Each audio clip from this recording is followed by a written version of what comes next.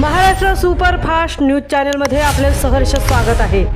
खास सत्याची थार लेखणीची महाराष्ट्रातील ताज्या आणि वेगवान बातम्या पाहण्यासाठी आपल्या हक्काचे चॅनल शेअर करा, लाईक करा आणि सबस्क्राईब करा।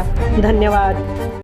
पोलादपूर तालुक्यात सावित्री नदीपात्रातील बेकायदेशीर वाळू उपशामुळे संताप। आपली माती आपली माणसं संघटनेचे कडून वाळूसाठीचे केले पितळ उघडे। महसूल विभागाची तातडीने कार्यवाही। पोलादपूर तालुका येथील सावित्री नदीपात्रात सुरू असलेल्या बेकायदेशीर वाळू उपशामुळे परिसरात संतापाचे वातावरण निर्माण झाले आहे।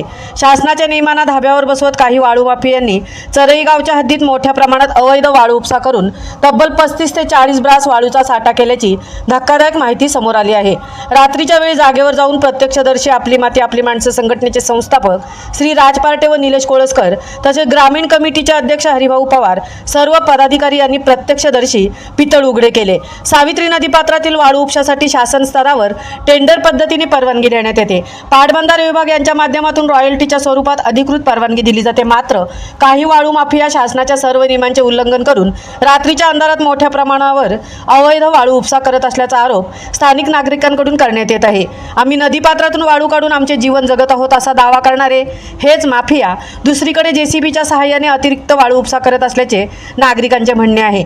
त्यामुळे नदीपात्राचे मोठे नुकसान होत असून पर्यावरणीय समतोल धोक्यात येत आहे। आपली माती आपली माणसं संघटनेच्या वतीने या बेकायदेशीर वाळू उपशाला आळा घालण्यासाठी सातत्याने तहसीलदार कार्यालयाकडे अर्ज व निवेदने देण्यात आली आहेत।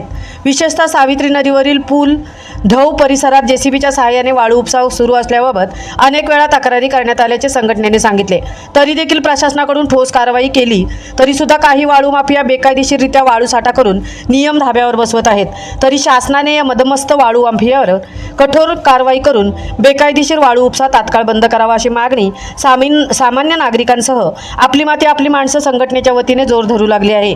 दरम्यान महसूल विभागाने तात्काळ घटनास्थळी धाव घेत संबंधित वाळू साठ्याचा पंचनामा करून संबंधितांवर दंडात्मक कारवाई करण्यात आल्याची माहिती प्रशासनाकडून देण्यात आली आहे।